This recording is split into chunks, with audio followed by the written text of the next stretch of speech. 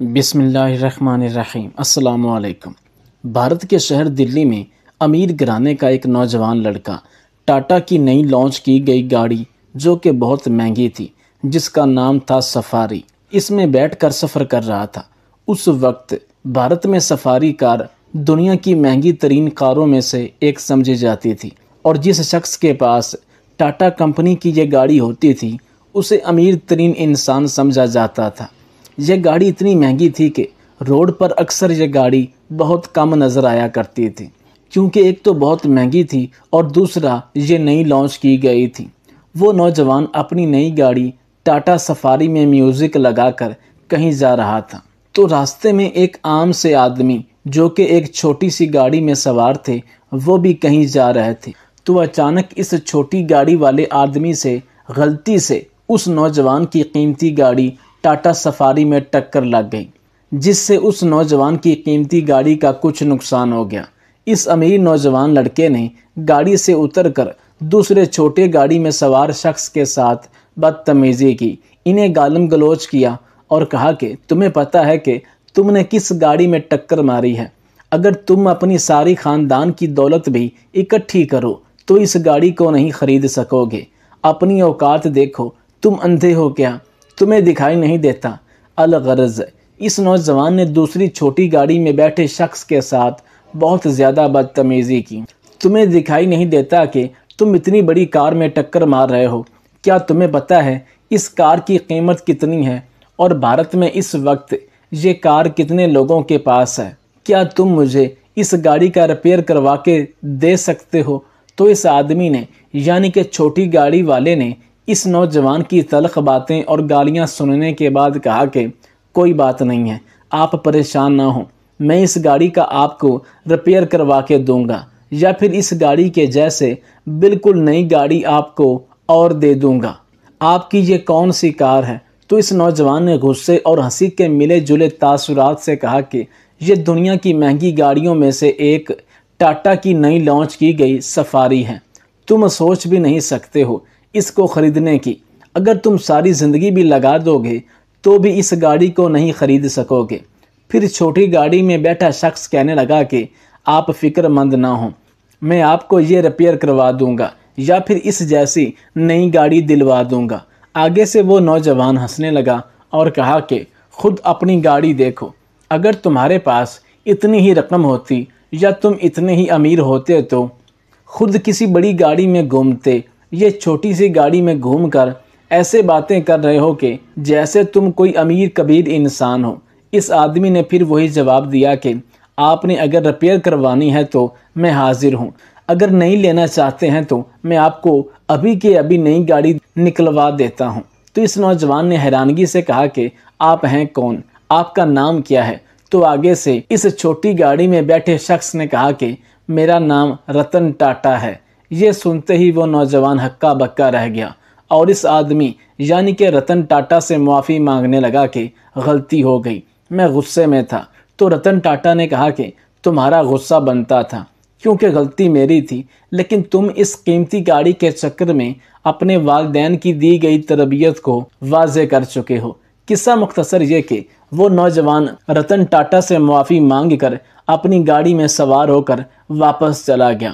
نہ اس نے ان سے ریپیئر کروایا اور نہ ہی نئی گاڑی لی، حتیٰ کہ رتن ٹاٹا نے کہا کہ اتنا زیادہ نقصان نہیں ہوا، لیکن باوجود اس کے اگر آپ کہیں تو میں آپ کو ابھی اس کی ریپیئرنگ یا نیو گاڑی دینے کو تیار ہوں۔ وہ لڑکا شرمندہ ہو کر وہاں سے روانہ ہو گیا۔ یہاں پر سوچنے والی بات یہ تھی کہ رتن ٹاٹا جو کہ ایک امیر کبیر صنعت کار اور بہت ہی سلجھے ہوئے آدمی تھے، وہ چاہتے تو اس نوجوان کے غصے اور گالیوں کے بدلے میں 1000 گنا زیادہ گالیاں دے سکتے تھے، اسے پولیس میں پکڑوا کر زندگی ساری کے لیے عبرتناک سزا دلوا سکتے تھے، لیکن وہ نہ صرف پیسے میں بڑے آدمی تھے بلکہ سوچ کے بھی اور انسانیت کے ناطے سے بھی بہت بڑے آدمی تھے۔ انہوں نے اتنی ساری باتیں سننے کے باوجود بھی غصہ نہیں کیا اور اپنی غلطی ہونے پر معافی مانگی۔ یہ ایک بڑے آدمی کی، بڑی سوچ رکھنے والے انسان کی اعلیٰ مثال ہے۔ اسی طرح ایک مسلمان کے چند جملوں نے دنیا کے امیر ترین انسان کے دل کو ہلا کر رکھ دیا۔ ایک دفعہ مکیش امبانی کے والد کا कलकत्ता से रिक्शे पर अमृतसर जाने का इत्तेफाक हुआ। उन दिनों वो इतना ज़्यादा मशहूर नहीं हुआ करते थे और ना ही सोशल मीडिया का दौर था। वो कहते हैं कि रिक्शे वाला शक्लो सूरत से मुसलमान नौजवान नज़र आता था।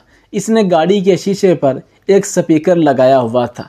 साथ में दलीप कुमार की तस्वीरें, राजकुमार की तस्वीरें और मोहम्मद रफ़ी साहब के पोस्टर तस्वीरें भी लगाई हुई थी। शीशे के एक साइड पर बड़ा सा लिखा था कि ये मेरी माँ की दुआ का नतीजा है। ये देखकर मेरी हंसी जारी हो गई। मैंने इससे पूछा कि रिक्शा चलाने को माँ की दुआ का नतीजा बता रहे हो, क्या रिक्शा चलाना इतनी बड़ी फजीलत है? मुझे तुम्हारी इस बात की समझ नहीं आई। रिक्शे वाला मुस्कुराया और बताया कि सर, मेरा ताल्लुक दिल्ली के एक छोटे से शहर से है। पिता यानी वालिद का हादसे में इंतकाल हो गया तो सगे ताया ने जायदाद और मकान दोनों पर कब्जा कर लिया और हमें घर से निकाल दिया। मेरी वालदा और 6 भाई बहन, जिनको कुछ समझ नहीं आ रहा था कि हम कहाँ जाएंगे। माँ हमें अपने भाई के घर बम्बई ले गई, मगर मामू ने अपनी बीवी के प्रेशर पर माँ से माजरत कर ली और यूं हम मामू के घर से भी नरमी से निकाल दिए गए। साथ वाले मोहल्ले में एक बैठक किराए पर ली और मेरी माँ ने लोगों के घरों में काम करना शुरू किया। दिन को वो लोगों के घरों में काम करती और शाम को वापस घर आकर कभी रात को तो कभी फजर के वक्त सिलाई कढ़ाई करके हमें पालना शुरू किया।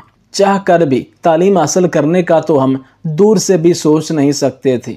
लिहाजा छोटी उम्र में ही रोजगार की तलाश में कभी इधर तो कभी उस दर पर धक्के खाए।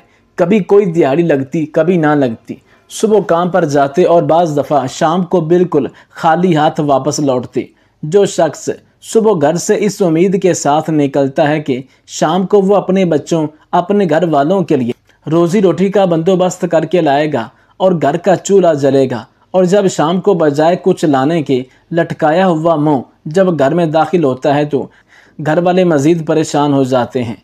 मेरी ये बात वही इंसान समझ सकता है जो इन हालात से गुजर चुका हो या गुजर रहा हो। आखिर फिर थक हार कर सब्ज़ी मंडी जाना शुरू किया।